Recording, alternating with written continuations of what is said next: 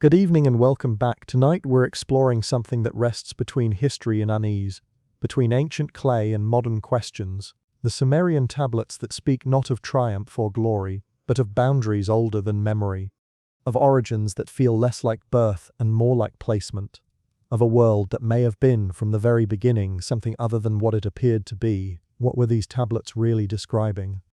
Why does their language feel so careful, so administrative, so strangely calm when speaking of humanity's creation?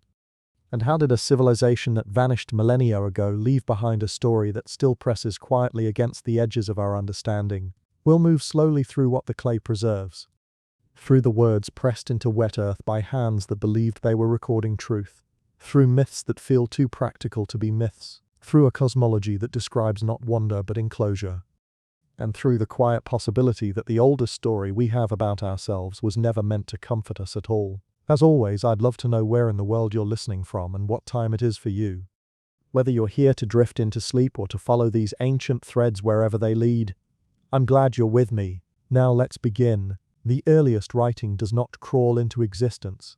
It does not practice. It does not stumble through childhood. In Sumer, in the land between two rivers, writing appears already standing, already precise, already carrying the weight of a system that seems to have been waiting for the right moment to surface. The tablets are small, dense, covered in wedge-shaped marks pressed carefully into clay, while it was still soft. They record grain, they record labor. They record offerings to gods whose names sound more like job titles than beings worthy of worship. The air in the archive rooms of ancient Uruk would have carried the smell of wet clay and river silt. The sound of reeds pressing into soft surfaces, the scratch of tool against earth. These were not poets at work. They were accountants, administrators, keepers of systems already in motion. The light would have come from small oil lamps flickering against mud brick walls, casting shadows that moved like water across rows of tablets drying in the heat. It was methodical work, repetitive, each mark identical to the one before, each list confirming what was already known. What unsettles scholars even now is how complete the system feels from the start. There is no visible rehearsal, no gradual development. Writing appears as if it had been designed elsewhere and imported whole. The Sumerians themselves never claimed they invented it. Again and again their texts attribute knowledge to beings who came from elsewhere, from above, the Anunnaki. Those who from heaven to earth came. The translation is simple, but the implication is not. These were not gods in the way later cultures understood divinity. They were not moral. They were not transcendent. They were functional. Administrators of a world already ordered before humanity was introduced into it. In the oldest fragments, in the texts that predate empires and kings, humanity appears not as the crown of creation, but as a solution to a labor dispute. The story is told plainly, without poetry, without ceremony. The lesser gods, the Ajiji, had been assigned the work of maintaining the earth, digging canals, clearing land, keeping the world functional. They grew tired. The labor was endless. Their complaints grew loud enough to disrupt the order. And so a decision was made. Not to ease their burden, but to replace them with something designed specifically for the task. A being was fashioned from clay and divine blood, humanity. Purpose-built, designed explicitly to relieve the gods so they could rest. This is not a hidden message. It is stated clearly. Humans were created so the gods would not have to work. The tone is almost bureaucratic. Problem identified. Solution implemented. System restored. What lingers in the quiet after reading these texts is the absence of celebration. There is no blessing, no covenant, no promise of meaning or destiny, just function. Humanity enters the world not as a miracle, but as an instrument. And the world itself is described not as a gift, but as a domain already divided, already measured, already governed by forces that were here first. The tablets speak of boundaries everywhere. The earth is partitioned into regions. The heavens are layered, structured, regulated. The movements of celestial bodies are tracked with obsessive precision, not for wonder but for control. Omen texts connect planetary alignments to permissions and prohibitions. The sky is not infinite, it is a ceiling, a lid, something that contains rather than invites. One figure moves through these records with particular authority. Enlil, Lord of the Command, Keeper of the Breath, the space between heaven and earth. In later mythology he becomes a god of storms, of wrath, of punishment. But in the earliest layers he is something colder, a regulator. When humanity grows too numerous, too loud, too disruptive of the order, Enlil does not teach. He does not guide, he suppresses. He sends plagues, he sends droughts, he sends the flood, not as punishment for sin but as population control. The noise was too great, the balance was disrupted, and so the system was reset. The flood narrative, in its oldest Sumerian form, reads very differently than the moral fables that came later. The problem was not evil, it was volume. Humanity's clamor disturbed the rest of the overseers. Sleep was interrupted, order destabilized. The solution was not reformation. It was reduction. Only Enki intervenes, the cunning engineer, the one who designed humanity in the first place. It warns a single man to build a boat, not out of compassion, but perhaps out of something more practical. A complete erasure would eliminate the solution itself. After the waters recede, the system is adjusted. New limits are implemented. Lifespans are shortened, fertility is reduced. Infant mortality increases. Biology itself is recalibrated the way one would adjust a tool that had been performing inefficiently. The details are easy to overlook. They are buried beneath poetic language, spread across broken tablets, fragmented by time, but the pattern is consistent. Humanity is not punished. It is adjusted, managed, kept within parameters. The world it inhabits is not a paradise lost. It is a closed system, a facility, a domain with rules imposed from outside. What makes this worldview so unsettling is not its strangeness, but its familiarity, the language of servitude, the emphasis on obedience. The idea that humanity exists to maintain something larger than itself. These motifs did not originate in later religions. They drifted downstream from Sumer. The tablets describe a cosmos that is hierarchical, functional, impersonal. There is no good or evil in the moral sense. There is only order and disorder, compliance and disruption, utility and excess. The Anunnaki themselves are described with careful precision. They descend. They ascend. They come down to earth and return to the heavens through specific pathways. Gates are mentioned. Rotes. The sky is not an abstract realm. It is a place accessed through fixed points. The ziggurats, those massive step towers rising from the plains, carry names that translate to phrases like House of the Foundation of Heaven and Earth, not metaphors, not symbols, points of contact, anchors. The bond between heaven and earth is described in some texts as a cosmic mooring. Once established, it must be maintained, and humanity, positioned between soil and sky, becomes the maintenance class. Temples are not houses of worship in the way later traditions imagine them. They are warehouses, distribution centers. Priests are managers, rituals are logistics, offerings are described as food for the gods, and the language is literal. The gods eat, they drink, they rest when properly fed. When offerings lapse, disaster follows, not as divine wrath but as system failure. The universe operates on supply chains. Humanity provides, the gods consume, balance is preserved. This functional cosmology bleeds into every aspect of Sumerian life. The calendar is governed by celestial cycles. Planting and harvest follow astronomical alignment. Wars are waged when the stars permit. Kings rule by claiming descent from the Anunnaki. Their authority is not earned, it is inherited. It descends from heaven like an office passed down through bureaucratic channels. Even the afterlife offers no escape. The dead do not ascend. They descend into the underworld, a dim and dusty realm ruled by Ereshkigal, another member of the Anunnaki. Souls do not fly upward. They sink downward into silence. Heaven, as later religions imagine it, does not exist in Sumer. The sky belongs to the overseers.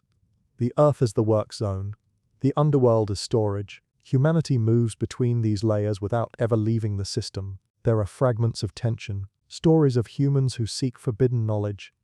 Adapa is granted wisdom by Enki, brought before Anu, the supreme authority, and offered the food of eternal life. But Enki has warned him it is poisoned. Adapa refuses. He is sent back to earth, mortal, aware, trapped by the very knowledge that was supposed to free him. The story is brief, almost offhand, but its structure is revealing. Knowledge is allowed, escape is not. Enina, the goddess of fertility and war, descends into the underworld and is stripped, judged, killed. She is eventually returned, but altered, Her journey suggests that movement between realms is possible but costly. Boundaries can be crossed, but only under strict conditions. The architecture of the cosmos is not absolute, but it is enforced. Enki himself is an ambiguous figure. He designs humanity, but he also protects it. He bends rules. He leaks information. He teaches skills the other gods did not intend humans to have. Writing itself is sometimes framed as his gift, sometimes as a dangerous breach. If knowledge is power, then who benefits from limiting it? The tension between Enki and Enlil runs through the myths like a quiet argument never fully resolved. One seeks order, the other seeks function. Neither seeks freedom. What is almost never present in these texts is rebellion. Humanity does not protest its role. It does not question its purpose.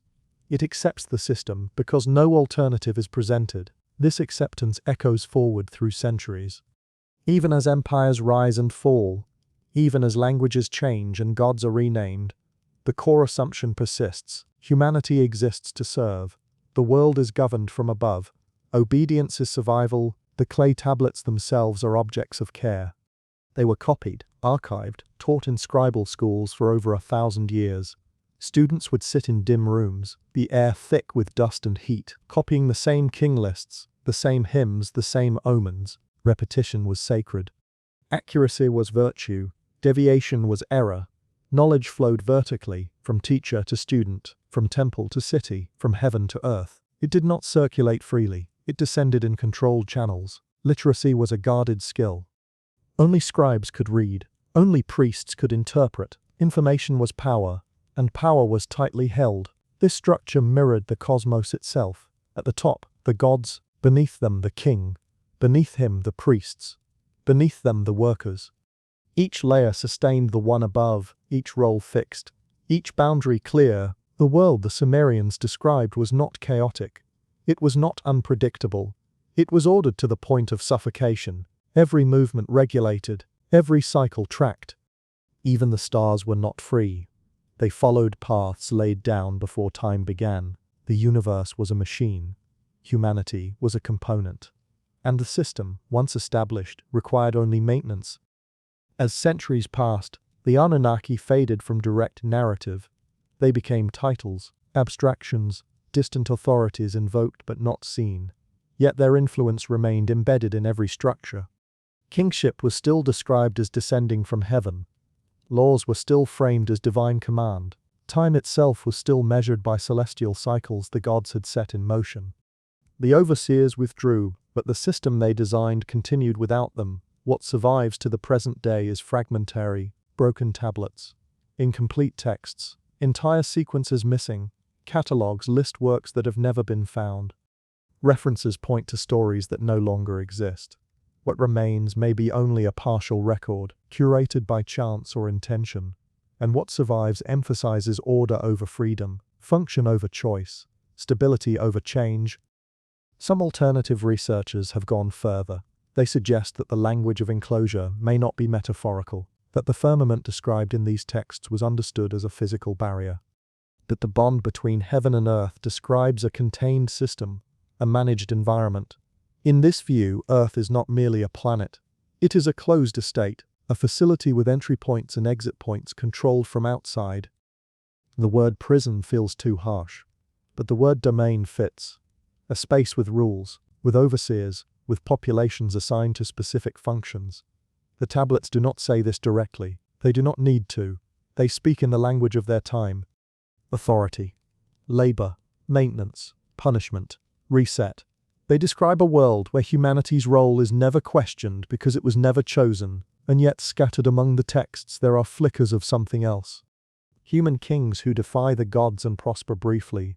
Heroes who seek forbidden paths. Gods who argue among themselves. Enki bending rules. Inanna crossing boundaries. Writing described as both gift and danger. These moments are brief. They do not disrupt the system, but they hint at cracks, at tensions, at the possibility that the enclosure was never absolute. By the end of the Sumerian period, the Anunnaki had retreated fully into mythology. Babylon absorbed their functions. Assyria renamed them. Empires rose and collapsed. Scripts changed. Languages died. But the assumptions embedded in those earliest tablets remained: heaven above, earth below, humanity in between, obedience as survival, work as purpose. The sky watches, the earth endures, and within it a species shaped for a reason it no longer remembers. The clay sleeps now behind glass in museums scattered across the world: London, Baghdad, Berlin, Paris, small fragments of a worldview so old it predates nearly every other written tradition. They do not accuse, they do not persuade, they simply exist. Whispering from a civilization that never imagined it would be forgotten. A civilization that told us, quietly and without drama, that we were made for a reason, and that the reason was never our own. What follows creation is not freedom but calibration. Once humanity is shaped and placed, the attention of the texts shifts. The Sumerian record becomes obsessed with regulation, work schedules, offering quotas, astronomical cycles. Clay tablets from Nippur, Lagash and Eridu dwell on balance, on preservation, on the maintenance of systems already in motion. Creation is over, oversight begins, the Anunnaki recede from dramatic action. They appear instead as names attached to functions. Enlil governs the air and command. Enki oversees water, wisdom, and design. Ninhursag manages fertility and flesh. Each domain is sealed, monitored, ritualized. The world is divided into jurisdictions. Humanity exists inside this partitioned reality, as a dependent population bound to rhythms set from above. What is striking is how little emphasis is placed on belief. Faith is not requested. Compliance is assumed. The tablets do not urge worship out of love or devotion. They record worship as obligation, as sustenance. Offerings are described as food. The gods eat. They drink. They rest when fed properly. When offerings lapse, disaster follows. Not as punishment, but as system failure. In several hymns the gods are described as gathering to dine. Their tables heavy with bread and beer prepared by human hands. This imagery is often dismissed as symbolic, yet the administrative texts support it. Rations are calculated. Inventories of livestock assigned to temples are tracked with precision. Priests are managers. Temples are warehouses. Ritual is logistics. This functional view of divinity bleeds into the understanding of the cosmos itself. The universe is not an open mystery. It is a managed structure. The Sumerian sky is layered, segmented, governed. Stars are not distant suns. They are markers, signals, overseers of time. Each planetary body carries authority. Venus governs cycles of war and fertility. Jupiter marks kingship and order. Saturn looms as boundary and limit. Astronomy and astrology are inseparable. Not because of superstition, but because observation is tied to permission. Movements in the sky dictate what may occur on Earth: when to plant, when to build, when to wage war. Human agency narrows beneath celestial timing. Action without alignment invites correction. The idea of a ceiling returns repeatedly. The firmament is described as solid, hammered into place, holding back upper waters. Above it lies the domain of Anu, distant and inaccessible. Below it, the breathable world governed by Enlil. Humanity lives sandwiched between layers, unable to rise, unable to escape downward. Even death offers no ascent. The afterlife is subterranean, dim, ruled by Ereshkigal. Souls do not fly upward. They descend into dust. This vertical confinement is rarely acknowledged in modern retellings. Heaven, as later traditions imagine it, does not exist here as reward. There is no promise of elevation. The sky belongs to others. The earth is the work zone. The underworld is remainder. Within this structure, rebellion is nearly absent. When it appears, it is brief and futile. The myth of Adapa tells of a human granted wisdom by Enki, only to be deceived into refusing immortality. He is brought before Anu, offered eternal life, but he declines because he has been warned it is poison. Knowledge is allowed, escape is not. Another fragment tells of humans learning too much, growing too numerous, disturbing the balance. The response is swift, limits are imposed again. It is here that the notion of reset takes clearer shape. The flood is not an isolated event. It is part of a pattern. When thresholds are crossed, the system purges excess. What is unsettling is how impersonal this process feels. There is no rage, no grief, no moral reckoning. The language resembles maintenance protocols. A canal overflows. It is redirected. A field exhausts its yield. It is left fallow. A population grows disruptive. It is reduced. Later civilizations inherited this logic and softened its edges. The flood becomes a lesson in morality. Obedience replaces noise as justification. Yet the original structure remains visible beneath revisions. Humanity is still subject to correction. Lifespans remain shortened. Access to knowledge remains restricted. The notion of restriction appears not only in myth but in the very structure of writing. Early cuneiform is complex, layered, accessible only to trained scribes. Literacy is tightly controlled. Knowledge moves vertically, not horizontally. Scribes are initiated into secrets that farmers and laborers never touch. This mirrors the cosmic hierarchy. Information descends in stages, never freely circulating. Temples act as nodes of both spiritual and economic power. Grain flows inward. Labor flows inward. Information flows inward. From there, decisions are issued. The city becomes a microcosm of the cosmos. At the top, the god. Beneath, the king. Beneath him, priests. Beneath them, workers. Each layer serves the one above. Kingship itself is described as descending from heaven, not elected, not earned, lowered into place. The king is not divine. He is appointed. A steward. His role is to maintain order, enforce ritual, ensure offerings continue. When kings fail, disasters are interpreted, not as political mistakes but as cosmic disapproval. This worldview leaves little room for progress. Change is dangerous. Innovation risks imbalance. Stability is prized above growth. Even art reflects this. Figures are rigid, frontal, timeless. The same motifs repeat across centuries. There is comfort in repetition, safety in sameness. Yet beneath this stillness, something strains. The very need to suppress suggests pressure. Myths of forbidden knowledge recur. The story of Inanna's descent hints at transgression.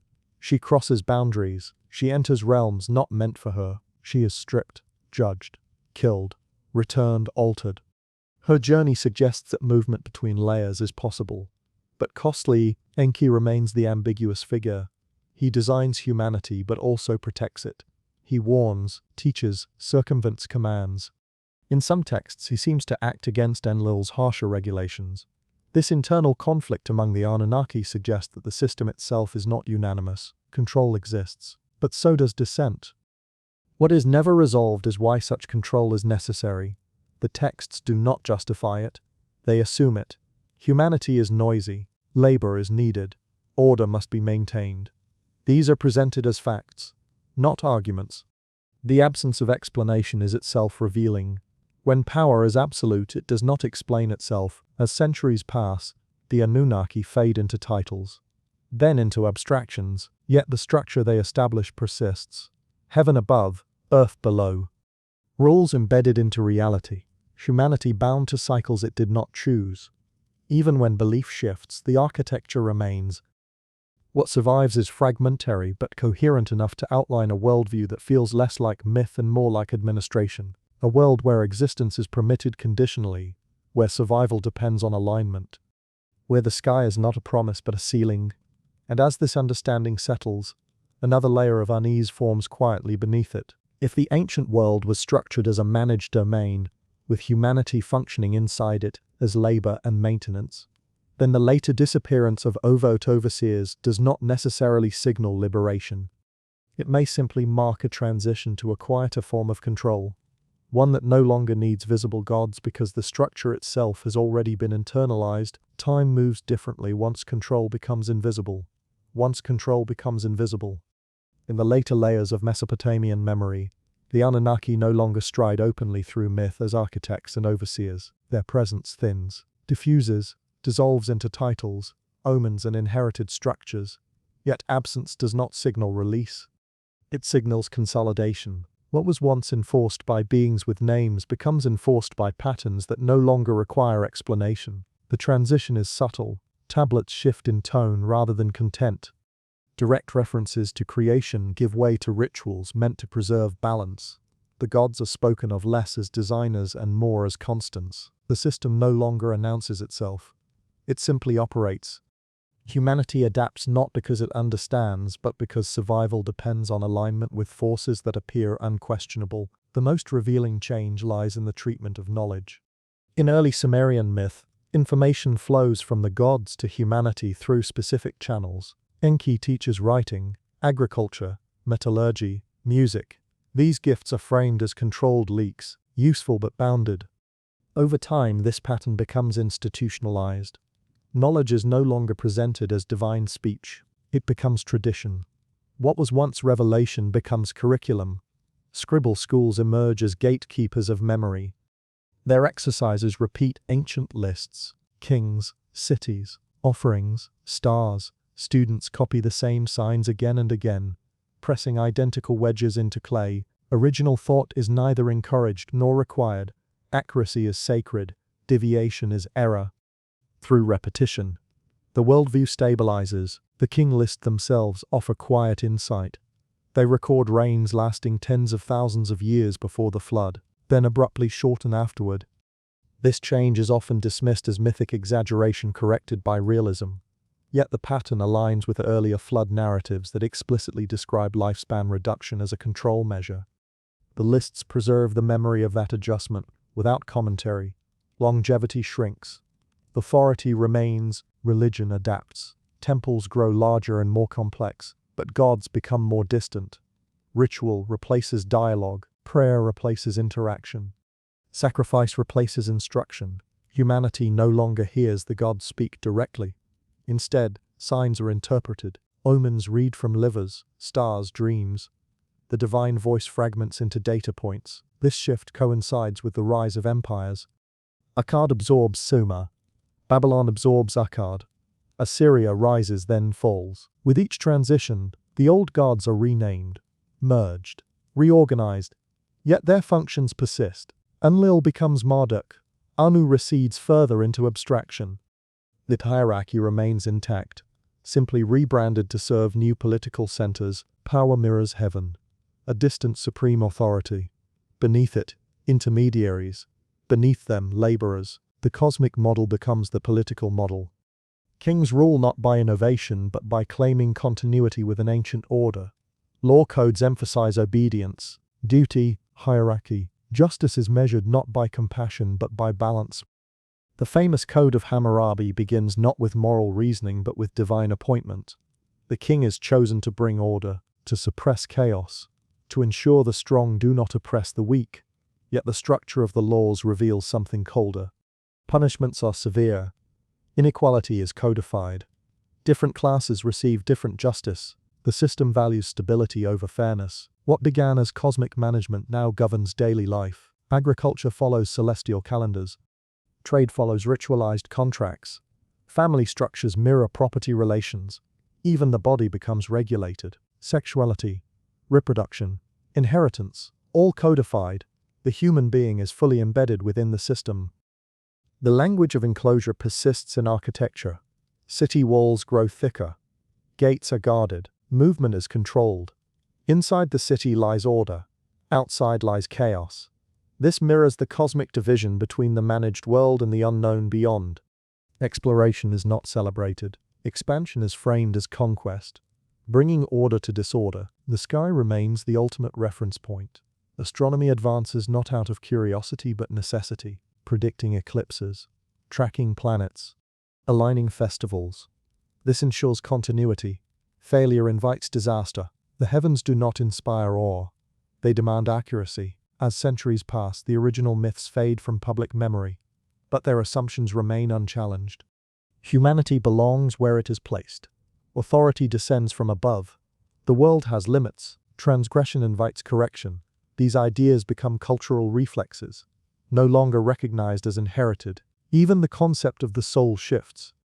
In early Sumerian thought, the soul is a breath, fragile, temporary. There is no promise of transcendence. Later traditions introduced judgment, reward, punishment. Yet these developments do not free the soul. They bind it more tightly. Moral surveillance replaces physical oversight. The disappearance of the Anunnaki from overt narrative does not erase their influence. It internalizes it. Control moves from external enforcement to internal belief. Humans police themselves through guilt, fear, hope. The system becomes self-sustaining. Archaeological layers reflect this psychological shift. Early art depicts gods larger than humans, physically present. Later art abstracts divinity into symbols, wings, discs, thrones. The god is everywhere and nowhere. Authority becomes omnipresent precisely because it is no longer localized. Language adapts accordingly. Words for obedience, submission, reverence multiply. Concepts of sin, purity, taboo gain complexity. The human mind becomes the primary site of regulation. This evolution is often framed as progress. Civilization matures, religion deepens. Society becomes moral. Yet beneath this narrative lies continuity. The same hierarchical structure persists, refined, reinforced. The old question of purpose never disappears. It simply becomes hard to articulate. Humans labor, they reproduce. They worship. They obey laws they did not create. The original explanation for this arrangement, once recorded plainly on clay, dissolves into abstraction. Few remember that humanity was created as a solution to a labor problem. Fewer still consider what it means that this origin was never revised. Occasionally cracks appear. Mystical traditions arise at the margins. Gnostic whispers suggest hidden knowledge, forgotten truths, imprisoned light. These ideas echo ancient themes but are quickly suppressed or absorbed. Orthodoxy prevails. Unity is enforced. The world grows quieter in one sense. No more gods walking among humans. No more direct commands from the sky. Yet the silence is heavy. Structured. Complete. The system no longer needs overseers with names because it has trained its inhabitants to maintain it themselves. By the time Mesopotamia gives way to new centers of power, the architecture of control has already migrated. It moves into new languages, new scriptures, new empires. The clay tablets crumble, but their logic survives. What remains is a civilization shaped by unseen boundaries. A species that accepts limitation as natural. A history that remembers creation, but forgets intent. The overseers may be gone from sight, but their design continues to operate. Quietly, persistently, shaping the rhythm of human existence long after the last wedge was pressed into clay. When control survives the disappearance of its architects, it often disguises itself as destiny. By the time the memory of the Anunnaki thins into legend, humanity no longer experiences restraint as external imposition. It is absorbed into the rhythm of existence. Mistaken for the natural order of things, the world feels complete, closed, finished. There is nowhere else to go, not because movement is forbidden, but because no alternative is imaginable. In the centuries following Mesopotamia's decline, fragments of its worldview scatter outward. They do not travel as intact myths, they move as assumptions embedded in law, ritual, cosmology. Civilizations rise across the Near East, the Mediterranean, and beyond, each inheriting variations of the same architecture, a layered universe, a supreme authority above, intermediaries below. Humanity anchored to the lowest tier of meaningful agency. The heavens harden into doctrine. What was once a sky mapped by omens becomes a realm of moral surveillance. Stars that once regulated agricultural timing now observe human behavior. The celestial hierarchy transforms into a moral hierarchy. Obedience acquires ethical weight. Disobedience becomes transgression. The idea of the world as a testing ground emerges quietly. Earth is no longer merely a workplace. It becomes a proving space. Humanity is no longer simply created to labor. It is created to demonstrate worthiness. Yet the structure remains unchanged. The sky remains inaccessible. Authority remains distant. Reward is deferred beyond life itself. This shift is not liberation. It is refinement. Ancient Near Eastern cosmologies influence later religious frameworks in subtle but enduring ways. The concept of firmament persists even as its materiality fades. The layered heavens multiply. 7, 10, 12. Each assigned function and authority. Angels replace lesser gods. Demons replace chaotic forces. Administration continues under new names. Texts begin to emphasize revelation. Yet revelation is always partial. Knowledge arrives in fragments, mediated through prophets, priests, chosen to intermediaries. Direct access remains forbidden. The human role is still reception, not authorship. Language tightens around obedience. Submission becomes virtue. Doubt becomes danger. Curiosity is tolerated only within sanctioned boundaries. Knowledge beyond those boundaries is framed as temptation, corruption, fall. The myth of the fall itself carries an echo of older Mesopotamian anxieties. A human acquires forbidden knowledge. Awareness increases. The response is not celebration but expulsion. Mortality is enforced. Labor intensifies. Pain becomes routine. The pattern is familiar. A threshold is crossed. Limits are imposed. What changes is justification. Where earlier texts spoke plainly of noise and disruption, later traditions speak of sin. The system acquires moral language. Control becomes righteousness. The earth grows heavier. Humanity's relationship to the land shifts from stewardship to burden. The soil resists. Thorns grow. Sweat becomes mandatory. Work is no longer merely assigned. It is redemptive. Suffering gains purpose. This reframing is powerful. It transforms constraint into meaning. People endure not because they must, but because endurance itself becomes sacred. The system no longer needs overt enforcement. Belief sustains it. Architectural choices reflect this inward turn. Sacred spaces grow taller, more enclosed, more imposing. Temples and cathedrals lift the gaze upward, emphasizing distance. The divine retreats further from reach. Access narrows to specific rituals, specific words, specific roles. Ritual purity codes proliferate.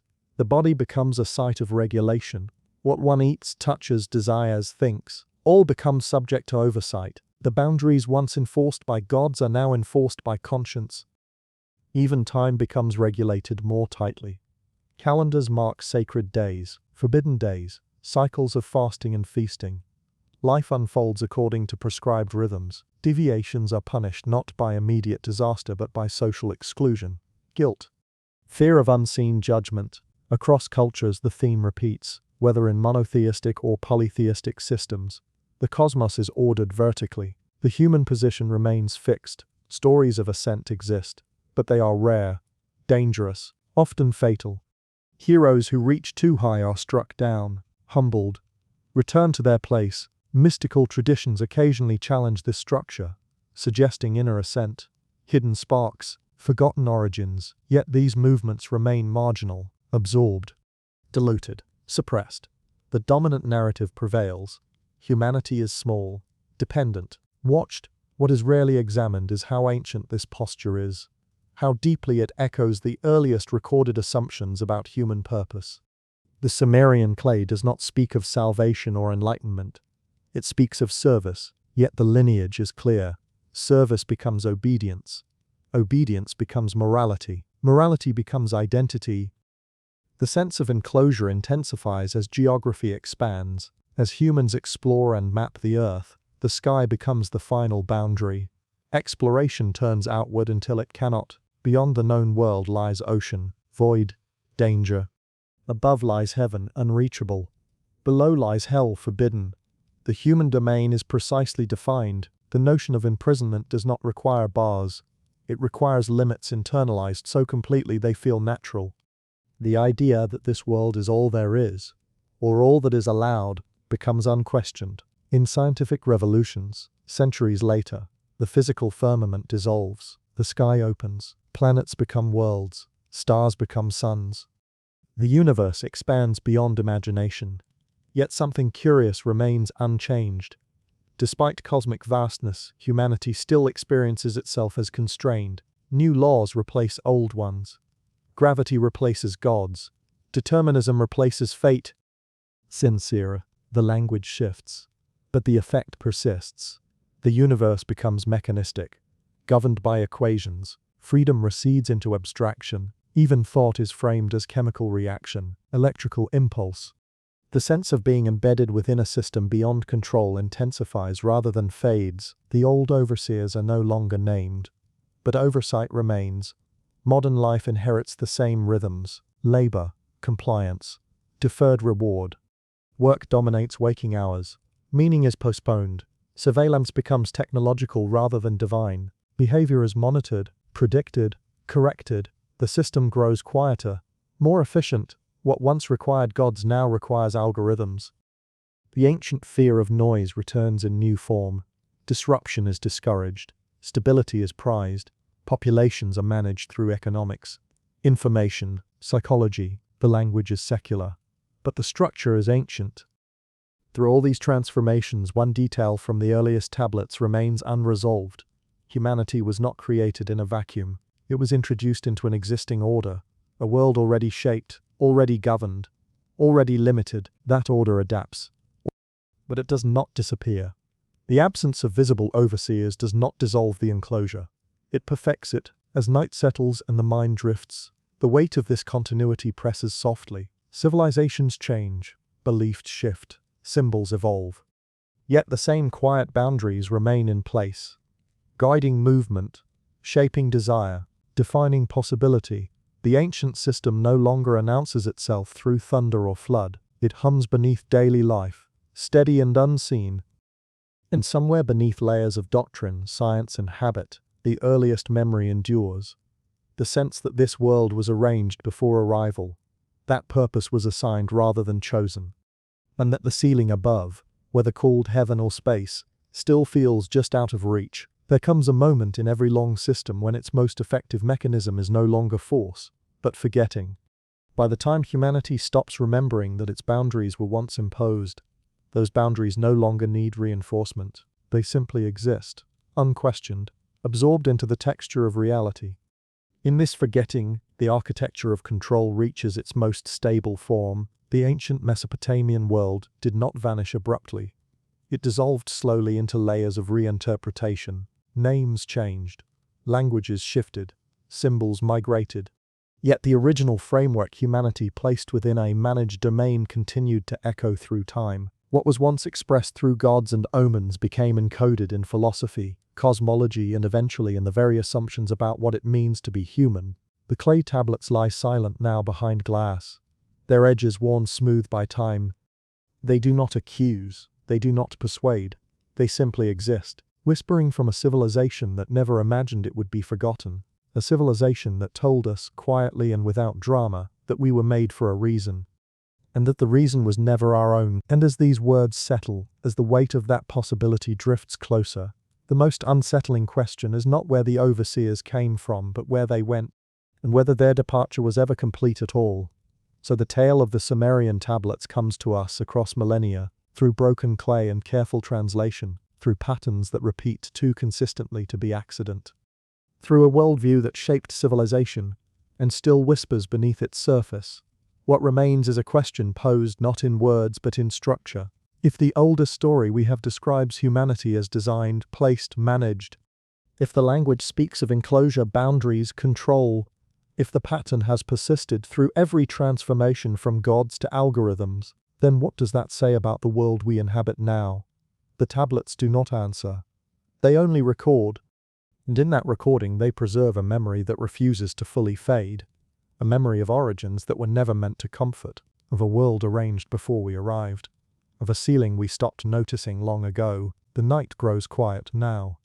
The mind releases its questions, and in that soft release the ancient clay rests, still holding what it always held, still pressing its wedge-shaped truths into the space between waking and sleep, where history and dream meet, where boundaries soften just enough to sense their shape, where the oldest prison becomes visible not as walls, but as the world itself. Silence becomes powerful once it replaces command. In the deepest phase of any long-running system, instruction no longer arrives as law or myth, but as atmosphere. It surrounds, conditions, shapes without ever needing to speak. By this stage, humanity does not feel ruled, it feels normal. The ancient world knew overt hierarchy.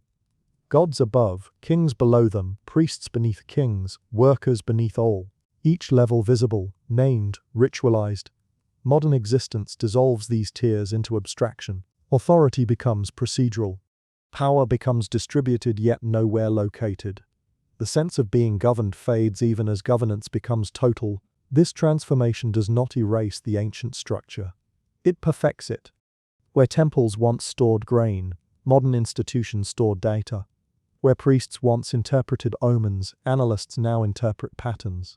Where gods once punished noise, systems now suppress instability. The language is different, but the impulse is unchanged. Order must be maintained, disruption must be neutralized, excess must be corrected. Humanity adapts easily to this shift because it has practiced adaptation for millennia.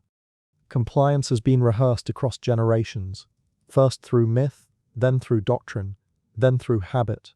What once required belief now requires only participation. One need not agree. One need only function. Time itself becomes the primary instrument. Days are segmented into units of productivity. Weeks cycle endlessly. Years blur into repetition. The sense of long memory erodes. Without memory, origins lose relevance. Without origins, purpose defaults to survival within the present structure. The ancient Sumerians measured time through celestial cycles. Modern society measures time through output, yet both serve the same end. Human attention is occupied. Reflection becomes rare. Stillness becomes suspect. The body, once shaped for labor and myth, remains shaped for labor and practice. Fatigue is normalized. Rest is rationed. Worth is measured by contribution. Those who cannot contribute are managed, corrected, or removed from visibility. The language of value narrows. Human beings are described in terms of function, skills, roles, metrics, productivity. Even creativity is quantified. Even rest is optimized for efficiency. This is not cruelty in the dramatic sense. It is indifference refined into policy. The sense of enclosure grows subtle. There are no walls, yet movement follows predictable paths.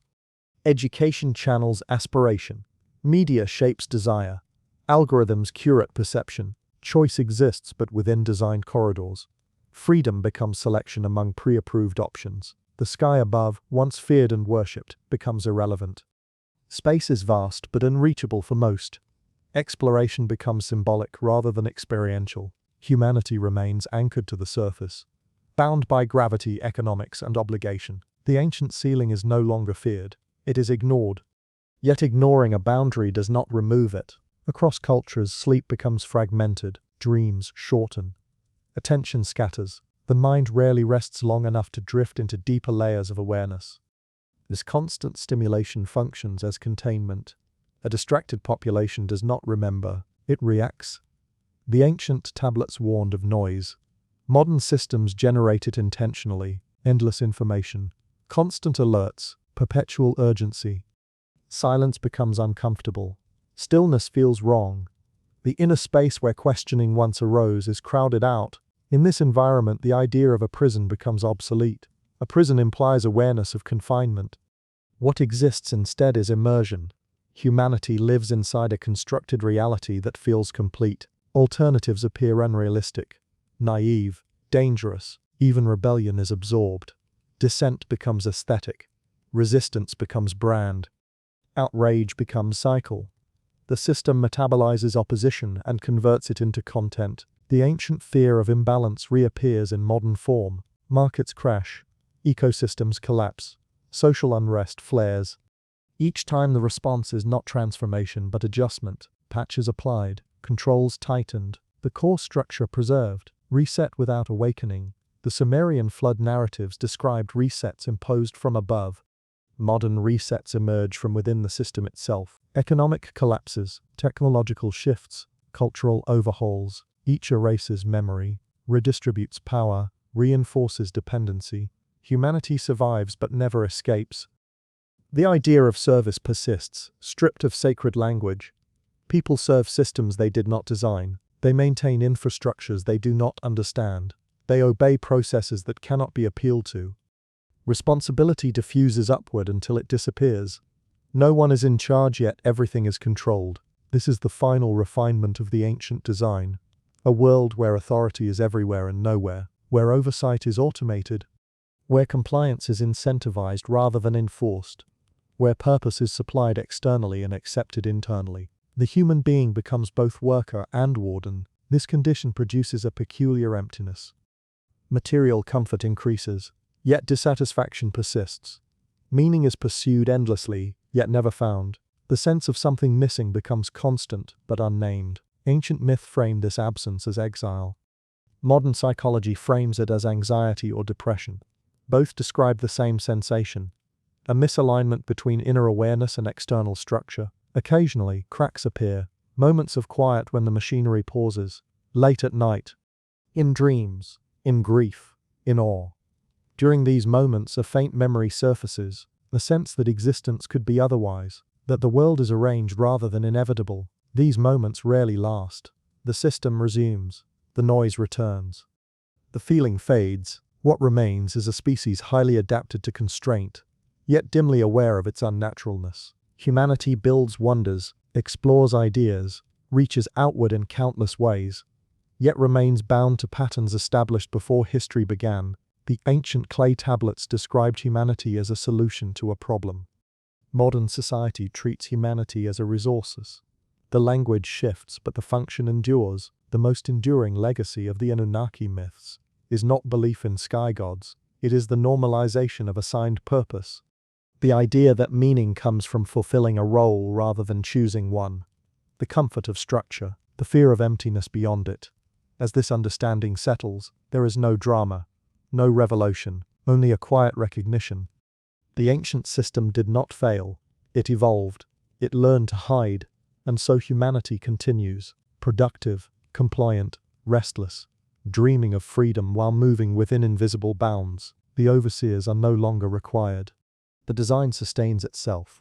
In the stillness before sleep, when thought slows and defenses soften, this continuity becomes almost perceptible, not as threat, but as weight, a presence without form, a structure without walls.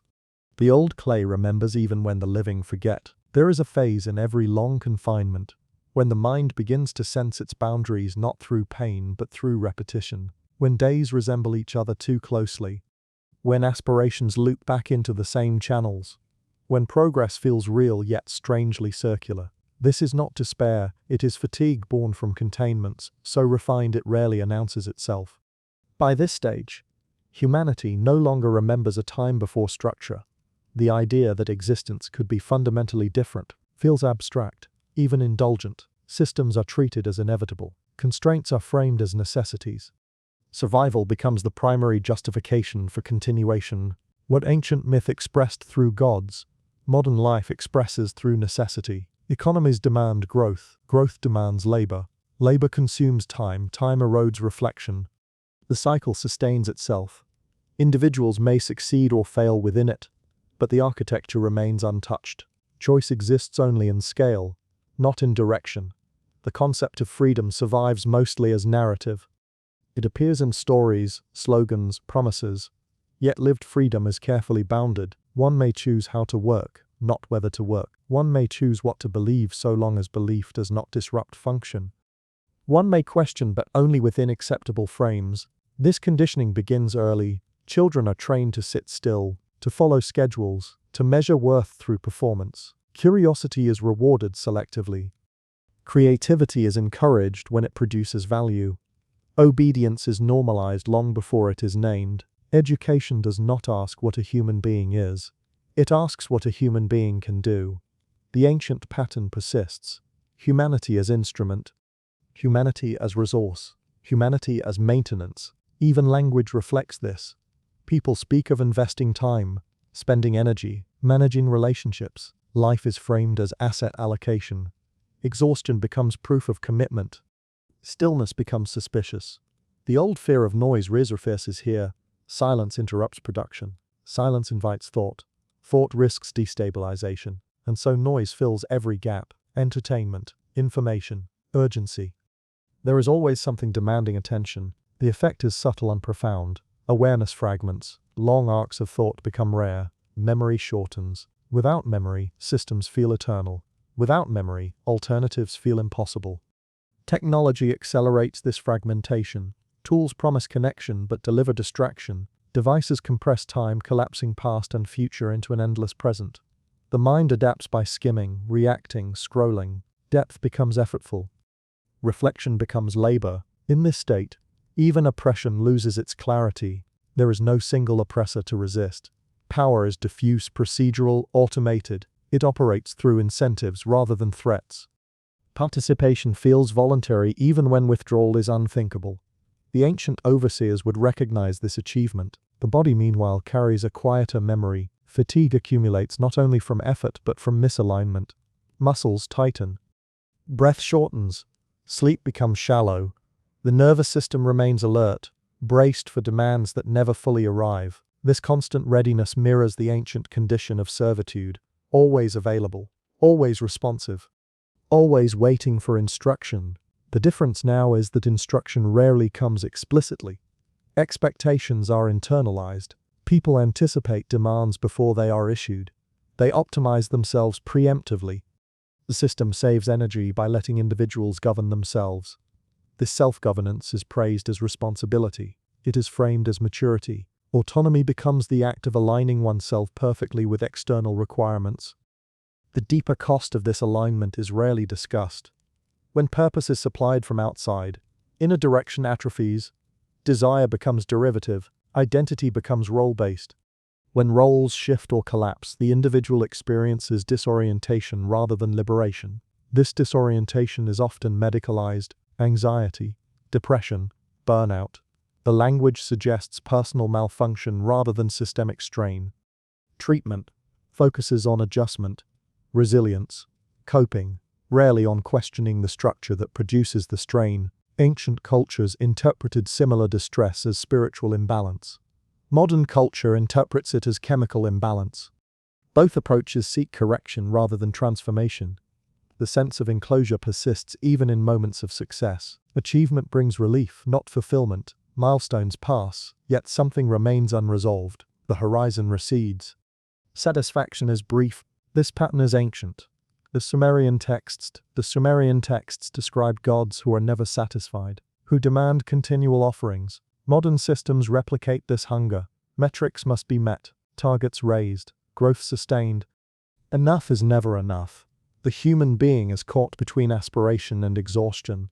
Occasionally, the system falters. Crises expose its fragility. Pandemics, financial collapses, ecological disasters. During these moments, routines break.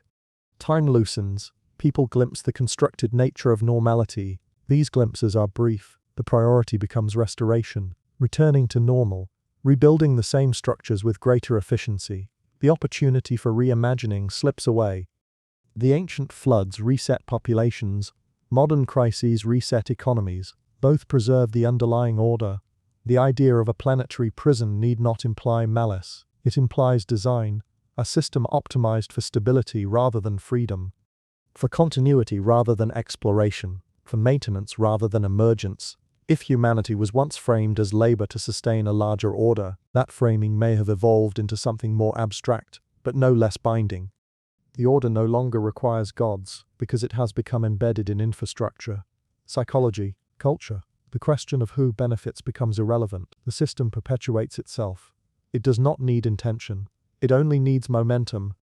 Yet even the most stable systems contain anomalies. Individuals who withdraw, communities that simplify, moments when people step outside prescribed rhythms and feel an unfamiliar lightness. These moments are fragile, often dismissed as impractical or escapist. Still, they recur. The persistence of spiritual longing, artistic expression, philosophical inquiry. This suggests that something in the human psyche resists full assimilation. A residue of awareness remains, a sense that existence could unfold differently. This residue is not revolutionary. It is quiet. It surfaces in contemplation, in nature, in unstructured time. It does not demand overthrow. It invites remembrance. Remembrance is dangerous to any closed system, not because it incites violence, but because it reintroduces choice. To remember that structures were built is to realize they can be unbuilt. To remember that purpose was assigned is to sense the possibility of self-authored meaning. The ancient texts did not encourage such remembrance. They recorded order. They normalized hierarchy. They preserved function. Modern life continues this preservation with remarkable fidelity. As night deepens and activity slows, the outlines of this continuity become easier to feel. Not as fear, but as heaviness. A sense that life is full yet constrained. That movement is constant yet limited. The clay tablets described humanity as a solution. Modern systems describe humanity as a resource. Both imply usage. Neither implies freedom, and still within this long enclosure, awareness flickers. Not loudly, not dramatically, just enough to notice the pattern. Just enough to feel the shape of the walls without seeing them. Just enough to sense that the ancient design is still operating, quietly, efficiently, waiting for memory to soften its grip once more. At the deepest layer of any enclosure, resistance does not arrive as rebellion. it arrives as confusion. A subtle sense that the story being lived no longer matches the experience of being alive. Not anger, not despair, but a quiet dissonance that hums beneath daily motion. Humanity has learned to adapt to almost any structure. Survival depends on it. Yet adaptation carries a cost rarely measured. When conditions remain misaligned for too long, awareness begins to drift inward, searching for reference points that precede instruction. This inward turn is ancient. Long before modern psychology named inner worlds, early traditions hinted at something concealed within the human being itself, not as identity, not as ego, but as residue, a trace left behind by origins that were never fully erased. The Sumerians did not develop this idea explicitly, yet their myths contain its shadow. Humanity is formed from clay and divine substance. Something of the overseer remains embedded in the servant. This detail is often overlooked, softened into metaphor, yet its implications are unsettling. If humanity carries within it material derived from those who designed the system, then awareness itself may be the anomaly, a fragment of perspective that does not fully belong to the enclosure. Later traditions elaborate on this instinctively. Concepts of inner light, divine spark, breath of life. These appear across cultures separated by time and geography. They are not identical ideas, but they rhyme. Each suggests that something within the human being exceeds assigned function. Gnostic texts emerging in the margins of early religious orthodoxy speak openly of imprisonment. The world is described as a construct fashioned by lesser powers ignorant of a higher reality. Humanity is depicted as trapped within matter, forgetful of its origin. Salvation lies not in obedience, but in remembrance. These ideas were swiftly suppressed, not because they incited chaos, but because they inverted authority. Knowledge, not submission, became the path to liberation. The danger was not rebellion, it was autonomy. Similar currents appear in Eastern philosophies. The world is illusion. Identity is mistaken. Suffering arises from attachment to structures mistaken for self. Liberation requires seeing through the construct, not repairing it. These traditions do not share language or lineage, yet they converge on a similar intuition. The human condition feels constrained because it is constrained, not by nature, but by design mistaken for nature. Modern science brushes against this intuition without naming it. Consciousness resists reduction. Awareness does not fit neatly into mechanistic models. The mind observes itself, a recursive loop that defies simple explanation.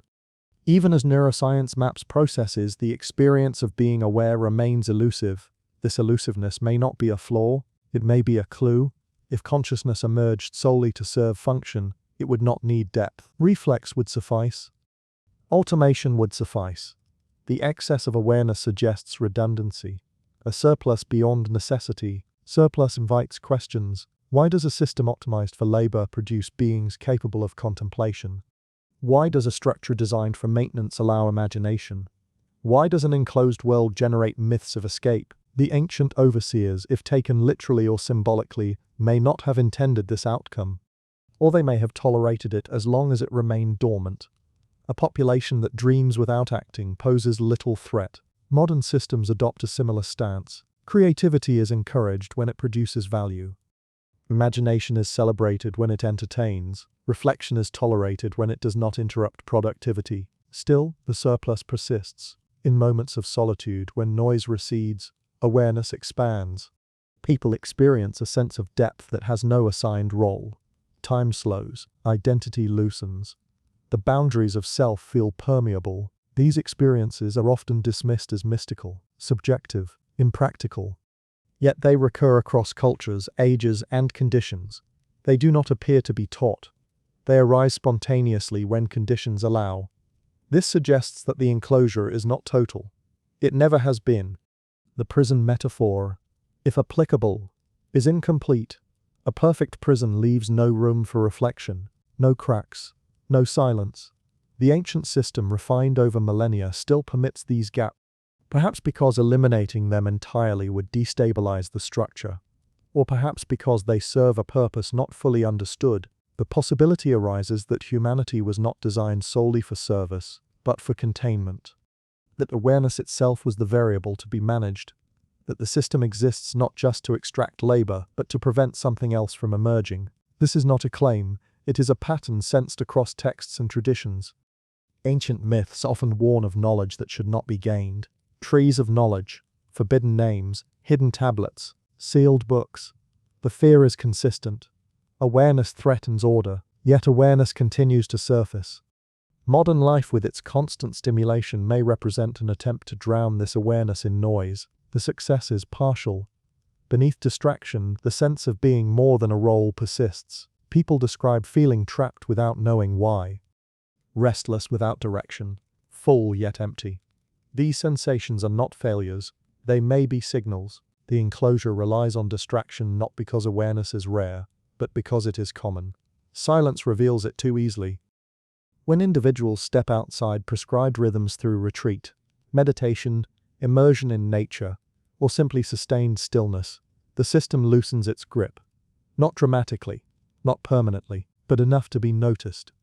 These moments are often followed by a return to structure, accompanied by a strange reluctance, a sense of loss, a memory fading. This cycle mirrors ancient initiation rites, where individuals temporarily exited ordinary life, encountered altered states, then returned transformed. Modern cultures largely eliminated these rites, replacing them with consumption and spectacle. The threshold experiences are lost, yet the impulse remains. The ancient tablets never addressed this inner dimension directly. They focused on external order, but their silence on interiority may itself be telling. What is not named is often what cannot be controlled easily. As humanity moves deeper into technological mediation, the enclosure tightens in some ways and loosens in others. Physical labor decreases, cognitive labor increases. Automation handles tasks once requiring attention. The mind is freed yet immediately recaptured by new demands. Still the surplus grows. People question meaning more openly. They sense misalignment more acutely. The old narratives of progress fail to satisfy. Material comfort no longer guarantees contentment. This does not signal awakening. It signals pressure. When awareness accumulates without outlet, systems destabilize. Historically, such moments precede transformation or collapse. The ancient floods were one response. Modern resets may take other forms. What remains consistent is that awareness cannot be permanently suppressed. It adapts, it waits, it finds expression. The idea of a planet-sized prison becomes less literal here and more existential. The enclosure is not walls or guards. It is narrative. It is assumption. It is the belief that what is all that can be. Breaking such an enclosure does not require force. It requires perception. Perception, however, is fragile. It requires conditions rarely permitted by modern life. Silence, time, unstructured attention.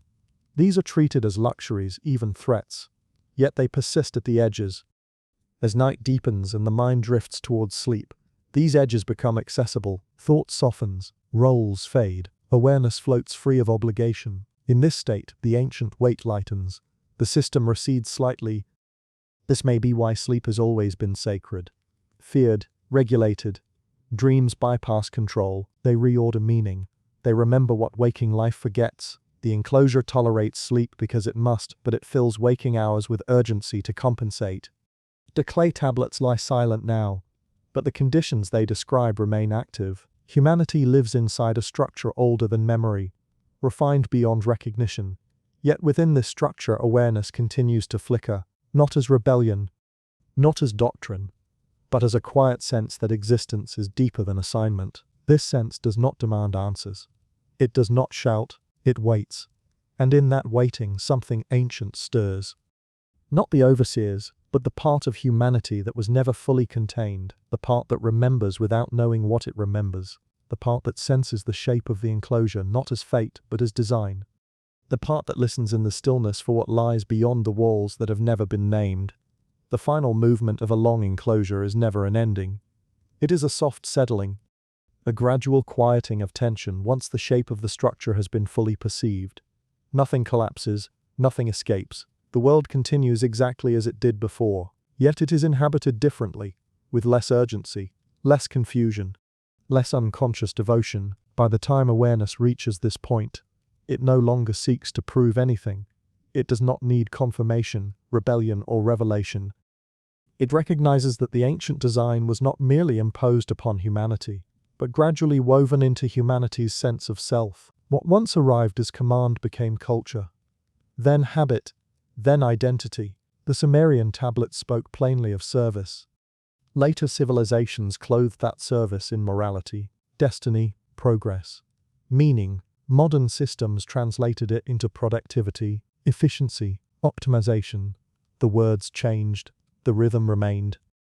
What has shifted now is not the structure, but the relationship to it. To see the design clearly is not to become free of it. Freedom as imagined in opposition to structure was always an illusion. The enclosure was never external enough to flee from. It exists in time, language, biology, memory. It is as intimate as breath. The deeper movement is not escape, but disentanglement. Disentanglement does not reject participation. Humanity continues to work, build, love, create. But the inner posture softens. Roles are inhabited without becoming absolute. Systems are used without being worshipped. Identity becomes flexible rather than fixed. This is not transcendence. It is humility of a different kind. Ancient myths placed humanity beneath the gods. Modern narratives placed humanity beneath systems. Both positions shrink the inner horizon. Disentanglement restores proportion. The system is large, ancient, powerful, but it is not total. Meaning no longer needs to be supplied from above or deferred into the future. It arises quietly in presence, in attention, in the simple fact of being aware within the moment. This awareness does not need to announce itself. It does not need language. It often arrives as calm rather than insight, as a reduction of inner friction, as the easing of the compulsion to justify existence. The enclosure remains. Work continues. Time passes. Yet the constant pressure to become something diminishes. In this state, the ancient fear of noise dissolves. Silence becomes natural rather than threatening. Stillness is no longer suspicious. The system hums on, but the inner world is no longer synchronized to its every vibration. The old overseers, whether symbolic or historical, lose relevance here. Their power depended on belief, obedience, forgetting. Once forgetting loosens, power diffuses. This does not rewrite history. It reframes it. The clay tablets no longer read as accusations or revelations. They read as records of a moment when humanity was named, categorized, assigned. They are neither lies nor truths. They are artifacts of a worldview that shaped the long arc of civilization. Understanding this does not diminish their importance. It contextualizes it. Humanity was shaped within a system. That system succeeded beyond measure. It endured floods, empires, religions, sciences. It adapted. It refined. It learned to hide, yet it never fully contained awareness. That awareness, quiet and persistent, has accompanied humanity through every phase. It survived myth, doctrine, machinery. It surfaced in art, in silence, in grief, in wonder. It required no permission. The idea of a planet-sized prison loses its sharpness here. The world may be enclosed, but experience is not fully owned by the enclosure. There is interior spaciousness that no structure can occupy. This spaciousness does not demand answers. It does not seek origins or destinies. It rests in immediacy. In this resting, the long narrative loosens its grip. Past and future soften. The weight of assignment lifts slightly. Life becomes less about fulfilling a role and more about inhabiting presence. This is not enlightenment. It is not salvation. It is a subtle shift of center. The ancient design persists externally. Internally, something has moved.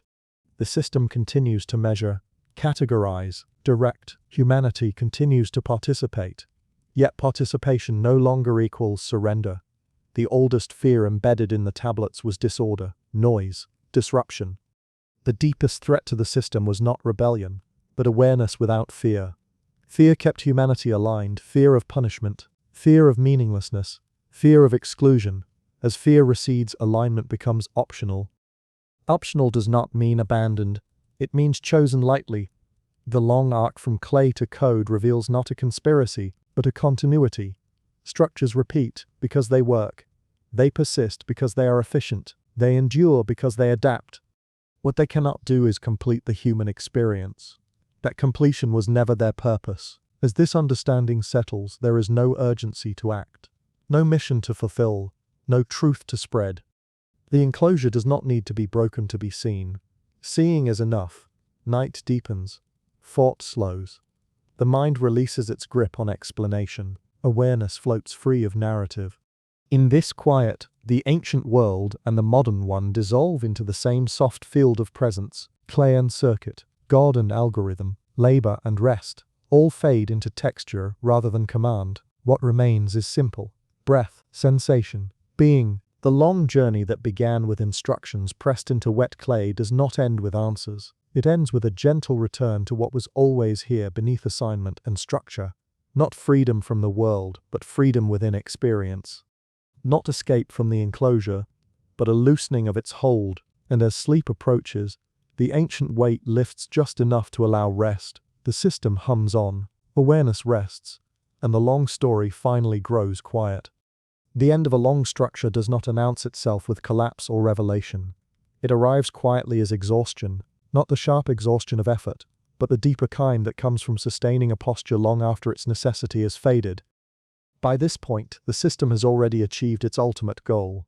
It no longer needs to explain itself. It no longer needs to defend its logic. It simply continues. Humanity moves within it almost instinctively. The earliest clay tablets never described a future. They described function. They named roles, tasks, limits, hierarchies. They assumed continuation. In that assumption, they were correct. The world they outlined did not end. It replicated itself. Translated into new languages, embedded into new forms. What changed over time was not the structure but humanity's awareness of it. At first, the structure was visible. God spoke. Commands were issued. Punishments were clear. The relationship between authority and labor was explicit. Over centuries, that clarity softened. Authority withdrew. Commands became customs. Punishment became consequence. The system learned that visibility was unnecessary. By the modern age, the enclosure no longer resembled control. It resembled reality. This is the final refinement of any long design. When the boundary disappears into normality, it ceases to be perceived as a boundary at all. Humanity does not feel confined. It feels occupied with goals, obligations, identities, pursuits. Occupied enough to forget stillness. Occupied enough to avoid silence. Occupied enough to never fully notice the shape of its own movement. The Sumerian story of creation did not include rebellion. Humanity did not protest its role. It accepted it because no alternative was presented. That acceptance echoed forward. Civilizations learned not to ask what existence was for, but how to perform within it more efficiently. Performance became virtue. Endurance became meaning. Even when belief systems shifted, the core assumption remained untouched. Life was something to be managed, optimized, endured, improved, redeemed. Rarely was it something to simply inhabit. The cost of this assumption accumulated slowly. It manifested as restlessness, dissatisfaction, yearning without object. The sense of living towards something that never quite arrived. Modern culture attempted to solve this through acceleration, more information, more connection, more stimulation, more choice. Yet the underlying sensation persisted. The enclosure expanded in scale, not in depth. At this stage, the question of origin becomes less important than the recognition of continuity. Whether the Anunnaki were literal beings, symbolic constructs, or early attempts to describe forces beyond comprehension matters less than the worldview they introduced. A worldview in which humanity is secondary, functional, contained. That worldview proved remarkably resilient. The idea of a planet-sized prison does not require walls or guards. It requires a closed narrative. A story in which existence is framed as a problem to be solved rather than a condition to be experienced. A story in which purpose is assigned externally and accepted internally. By the time awareness reaches this point, it no longer seeks to expose the story as false. It recognizes that the story served a function. It organized chaos. It stabilized societies. It allowed continuity. The tragedy is not that the story existed, but that it was never released. Stories are meant to guide, not to become cages. The final movement then is not revolution, it is release. Not release from the world, but release from identification with the story that governs it. This release is subtle. It does not dismantle systems. It does not interrupt routines. It does not announce itself. It occurs internally as a soft uncoupling between awareness and obligation. One still works. One still participates. One still lives within structures, but the inner stance changes. The system is no longer mistaken for meaning itself. Meaning becomes immediate rather than deferred. This immediacy alters perception. Time loosens its grip, urgency fades. The compulsion to justify existence dissolves. Life no longer needs to earn its right to be lived. This shift does not produce ecstasy. It produces calm. Calm is dangerous to systems built on momentum. Yet calm is also quiet. It does not spread like fire. It spreads like dusk. The ancient overseers, if they ever existed, are irrelevant here. Their power depended on hierarchy and fear. Awareness without fear renders hierarchy inert. What remains is participation without surrender. The clay tablets viewed from this place no longer whisper accusation or conspiracy. They appear as early blueprints of a civilization learning to organize itself around limitation. They are not evil, they are incomplete. They describe how humanity was positioned, not what humanity is. The difference matters. What humanity is cannot be fully contained by roles, systems, narratives, histories. Awareness exceeds assignment. It always has. That excess was never eliminated, only ignored. The long enclosure relied on distraction to manage that excess. Noise, obligation, identity, fear. When distraction softens, the excess surfaces naturally. No effort is required. This is why silence has always felt dangerous to systems of control. Silence restores proportion. It reminds awareness of itself. As this understanding settles, there is no need to act upon it. Action would simply create another role, another identity, another narrative. The release occurs in non-action, in presence, in allowing experience to unfold without immediate interpretation. This presence is not passive. It is attentive. It does not withdraw from life. It inhabits life fully without the burden of justification. Inhabiting, the ancient weight lifts slightly. Not completely. The enclosure remains, but its grip loosens. The world continues as it always has. Systems persist. Structures endure. Humanity participates. Yet something subtle has ended.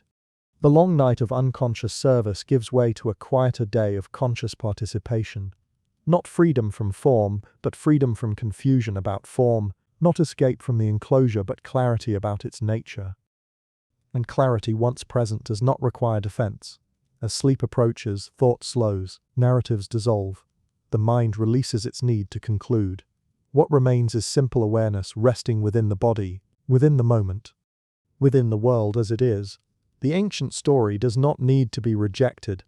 It needs to be remembered without obedience, and in that remembering the system completes its final transformation. Not into something new, but into something seen. The enclosure remains, vast, ancient, functional. Awareness rests within it, unclaimed. The story grows quiet. Breath continues, and the long arc, having reached its furthest point, settles into stillness.